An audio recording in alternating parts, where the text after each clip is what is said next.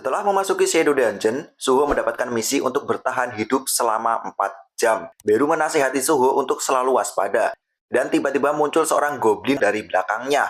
Tapi dengan refleksnya, Suho masih bisa menghindari serangan itu dan memberikan serangan balik menggunakan tendangannya. Meskipun serangan Suho mengenai si goblin, tapi monster itu belum tewas. Suho melihat ke arah goblin itu dan terlihat ada tulisan Goblin Scout atau goblin pengintai di atas kepalanya. Menyadari bahwa ada kemungkinan goblin itu akan memanggil rekannya, Suho langsung bergerak cepat untuk segera menewaskan goblin itu. Suho sadar namanya tidak berwarna, jadi goblin itu mungkin selevel dengannya atau lebih lemah. Lalu Suho mengkarate tangan goblin itu untuk merampas senjatanya. Kemudian Suho langsung menebas kepala goblin itu. Setelah berhasil mengalahkan goblin itu, Suho jadi yakin jika nama di atas kepala musuh menandakan tingkat kekuatannya. Namun, tiba-tiba muncul lagi seekor goblin pengintai yang langsung meniup trompet untuk memanggil rombongannya. Sadar bahwa situasi saat ini Suho kalah jumlah, dia bertanya pada Beru apakah Beru akan membantunya. Namun Beru langsung bilang sebenarnya dia ingin membantu monark muda. Tapi karena jauh dari sang monark, mana Beru belum terisi kembali. Dan sebisa mungkin Beru harus menghemat kekuatannya. Selain itu, jika Beru ikut campur dalam pertarungan ini, maka XP yang didapatkan oleh Suho akan terbagi dengannya. Hal itu akan menghambat perkembangan Suho. Mendengar penjelasan Beru itu, Suho yang telah dikepung oleh seamber goblin jadi merasa kalau kehadiran Beru sama sekali tidak berguna dalam pertarungan itu. Lalu di saat para goblin mulai menyerang, Suho mencoba menggunakan skill Ruler's Authority. Skill itu dia gunakan untuk mengambil senjata kapak yang menancap di kepala mayat goblin tadi dan Suho menghempaskan kapak itu dan sukses mencincang para goblin yang menyerangnya. Setelah mengetahui fungsi skill yang dia miliki, Suho tersenyum dan mengatakan bahwa skill itu rasanya seperti memiliki tangan yang tak terlihat. Lalu dengan refleksnya, Suho berhasil menangkap anak panah yang hampir mengenai kepalanya. Kemudian Suho memandang ke arah atap gedung dan terlihat ada seekor goblin pemanah di sana. Dengan memanfaatkan skill Ruler's Authority, Suho membuat busur panah menggunakan tangannya dan menembakkan anak panah tadi yang sukses menghujam kepala goblin pemanah itu. Melihat itu, Beru sangat kagum dengan cara adaptasi yang dilakukan oleh Suho. Para gerombolan goblin itu kemudian terus berdatangan dan menyerang. Namun dengan semakin mahirnya Suho menggunakan skill telekinesisnya, para goblin itu bisa dibabat dengan mudah. Suho juga mulai tahu bahwa batas beban dari skill Ruler's Authority sekitar 10 kg. Namun tanpa Suho sadari, seorang goblin sukses menikam Suho dari belakang. Goblin itu terlihat tersenyum senang. Lalu Suho dengan cepat mengoplok goblin itu menggunakan tinjuannya. Di tengah kepungan para goblin, Suho merintih kesakitan. Dan di sisi lain, pemimpin goblin itu berjalan untuk menghabisi Suho. Namun Suho mencabut pisau yang menancap di perutnya dan langsung melemparkannya ke arah pemimpin goblin. Serangan itu sukses mengenai monster itu. Suho kemudian tersenyum dan bilang bahwa saat ini dia merasa jauh lebih hidup daripada saat dia belum mengalami kebangkitan dulu. Setelah itu, Suho terus mengoploki para goblin yang seakan tidak ada habisnya. Meskipun Suho kalah jumlah, namun Suho terus beradaptasi dengan kekuatan dan mempelajari gerakan-gerakan dalam bertarung. Meskipun nyawanya juga terus terkuras, namun Suho benar-benar tak gentar. Dengan menggunakan sebilah pisau dapur, Suho terus mencincang para goblin satu persatu. Hingga akhirnya dia berhasil membabat habis semua goblin yang ada di sana. Kemudian muncul notif jika Suho mendapatkan kenaikan level. Dan Suho mendapatkan skill Resilience. Melihat kemampuan tuan mudanya, Beru jadi teringat dengan masa kecilnya Suho. Masa kecil Suho seperti sebuah kelahiran pahlawan legendaris. Suho kecil mewarisi beberapa kekuatan ayahnya yang seorang dewa kematian. Namun kekuatan itu diciptakan untuk menghancurkan segalanya. Jadi hal itu tidak berguna di dunia yang damai. Namun saat Apostel Itari menyerang bumi, kekuatan Young Monarch bagaikan sebuah cahaya di dalam kegelapan. Setelah berhasil bertahan lebih dari 4 jam, Suho berhasil menyelesaikan tantangan dari sistem. Beru pun memberikan pujian kepada tuan mudanya itu. Namun Suho justru malah terlihat jengkel karena Beru benar-benar tidak membantunya sama sekali. Kemudian Suho memeriksa hadiah dari tantangan yang berhasil dia selesaikan. Suho mendapatkan sebuah runestone Shadow Extraction. Melihat hal itu, Beru jadi teringat dengan rajanya.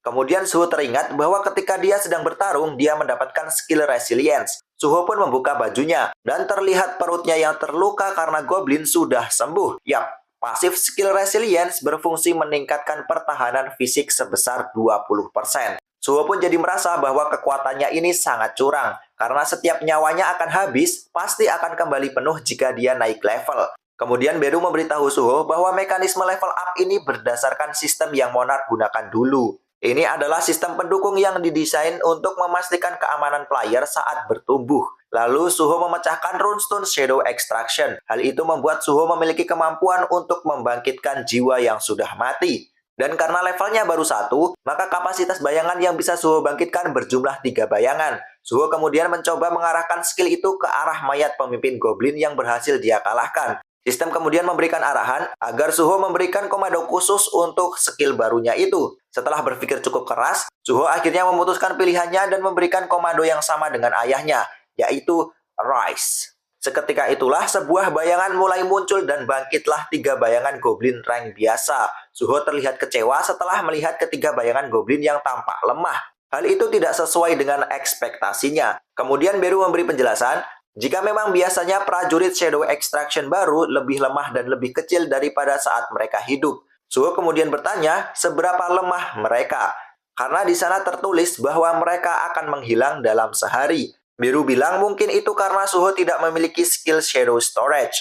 Dan status kecerdasan Suho yang tidak mencukupi karena tingkat pengaruh Shadow Authority. Lalu Beru menegaskan bahwa skill ini suatu hari nanti adalah skill yang bagus dan akan sangat berguna.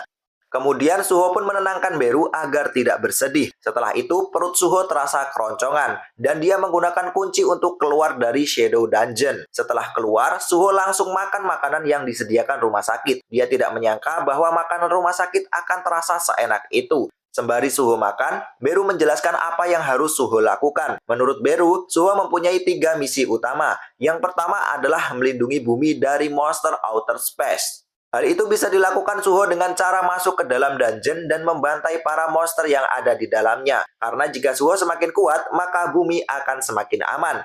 Kemudian yang kedua, Suho harus menemukan ibunya apapun yang terjadi. Hal ini juga bisa dilakukan dengan cara mencari informasi selama Suho memburu monster outer space di dalam dungeon. Dan yang ketiga adalah misi yang paling penting, yaitu memulihkan kekuatan Beru. Dikarenakan saat ini Beru merupakan kelas prajurit, Beru ingin menunjukkan pada Suho kekuatannya yang sesungguhnya. Suho bertanya kepada Beru bagaimana caranya mengembalikan kekuatan Beru. Beru kemudian bilang bahwa dia bisa menyerap sebagian mana dan pengetahuan target dengan cara memakan mereka. Sebenarnya itu adalah metode yang tidak efisien. Tapi saat ini Beru tidak mempunyai pilihan lain karena dia tidak bisa mendapatkan asupan mana dari Monarch. Mendengar itu, Suho menyimpulkan berarti ketiga misi yang diberitahu Beru hanya memiliki satu cara, yaitu dengan memasuki dungeon. Setelah selesai makan, Beru mengajak Suho untuk melakukan tes mana agar mendapatkan lisensi sebagai seorang hunter. Karena hanya seorang hunter lah yang diizinkan untuk memasuki sebuah dungeon. Dalam hati Suho bilang bahwa dia adalah seorang awakener yang bisa naik level. Dia penasaran rank apa yang akan dia dapatkan setelah melakukan tes hunter. Dia berharap bisa menjadi seorang hunter rank S. Namun ekspektasi Suho terlalu tinggi. Setelah melakukan tes, ternyata mana Suho hanya berjumlah 46 poin. Hal itu berarti Suho hanya masuk kategori rank E. Setelah mengetahui ranknya, Suho terlihat kecewa. Namun Beru mencoba menenangkan dengan mengatakan bahwa rank hunter dinilai berdasarkan mana. Dikarenakan Suho fokus untuk menaikkan kekuatannya, maka wajar saja jika rank Suho ternilai rendah. Bukannya merasa tenang, namun Suho malah semakin pesimis. Bisakah seorang hunter rank E sepertinya menjalankan misi untuk melindungi bumi? Apalagi ada rumor yang beredar bahwa parti penaklukan jarang sekali memperkerjakan hunter rank E. Jika begini, Suho akan sulit untuk masuk ke dalam dungeon. Di saat sedang pesimis itulah, Suho teringat mungkin ada satu cara. Dalam penaklukan dungeon, ada pembagian tugas masing-masing. Ada pasukan penyerang yang bertugas membunuh para monster, kemudian ada tim pengangkut yang mengikuti dari belakang untuk bertugas mengambil mayat monster yang sudah berhasil dibinasakan. Dan juga ada tim penambang yang bertugas untuk mengambil sumber daya dungeon dari barisan belakang. Selain tim penyerang, tim pengangkut dan tim penambang biasanya menerima hunter rank E untuk bekerja. Dengan kata lain, Suho masih mempunyai kesempatan untuk masuk ke dalam dungeon. Singkat cerita, keesokan harinya, Suho telah bergabung dengan tim penambang berkat kenalannya yang ada di kampus. Orang itu adalah Lim Dong-gyun, asisten dosen dari Universitas Seni Korea yang juga seorang hunter rank E. Karena merasa masih newbie, Suho merasa bersyukur karena memiliki kenalan seorang hunter senior yang dapat membantunya. Di saat sedang semangat bekerja, tiba-tiba Tali menundukkan kepalanya dan meminta maaf kepada Suho soal insiden di universitas tempo lalu. Tali merasa bersalah karena dia adalah satu-satunya hunter yang ada di sana. Namun bukannya membantu untuk menumpas para monster, Tali malah ketakutan dan lari menyelamatkan diri. Karena dirinya hanya seorang hunter rank E, dia merasa tidak bisa berbuat apa-apa. Kemudian Suho bilang bahwa Talim tidaklah salah, karena Talim adalah seorang Hunter Rank E seperti dirinya. Asosiasi juga menyuruh Hunter Rank E untuk lari secepatnya apabila melihat monster. Suho rasa Talim hanya mengikuti arahan dari asosiasi. Mendengar Suho Hunter Rank E, Talim terkejut dan merasa tidak percaya. Apalagi setelah dia mengetahui bahwa mana Suho lebih rendah daripada mananya. Talim yakin jika saat itu dia melihat Suho bertarung dengan monster zombie di atap kampus saat dirinya melarikan diri. Kemudian Talim memuji Suho jika itu benar. Maka sangat luar biasa seorang Hunter Rank E bisa selamat saat menyerang monster. Namun tiba-tiba Beru keluar dan mengatakan bahwa itu sudah wajar, karena Young Monarch memanglah luar biasa. Melihat sesosok Beru, Talim sangat terkejut. Kemudian Suho memarahi Beru karena tiba-tiba keluar dengan seenak jidat. Beru kemudian beralasan bahwa Suho saat ini selemah larva semut. Jadi dia hanya akan tenang kalau dirinya berada di sisi Suho untuk melindunginya. Melihat hal itu, Talim kemudian sadar bahwa Suho adalah seorang hunter tipe summoner. Dan mengatakan bahwa Suho beruntung, karena tidak semua hunter rank E memiliki skill. Kemudian Talim pamer dengan mengatakan bahwa dirinya mempunyai skill berlari. Suho pun hanya bisa nyeringis dan sarkas dengan mengatakan pantas saja Talim sangat bagus dalam melarikan diri. Perkataan Suho itu sukses menghancurkan mental Talim seketika. Sementara itu di tempat terdalam dungeon, terlihat para tim penyerang sedang menumpas para monster, yang ternyata para hunter di sana hanya mengalahkan monster serigala biasa saja.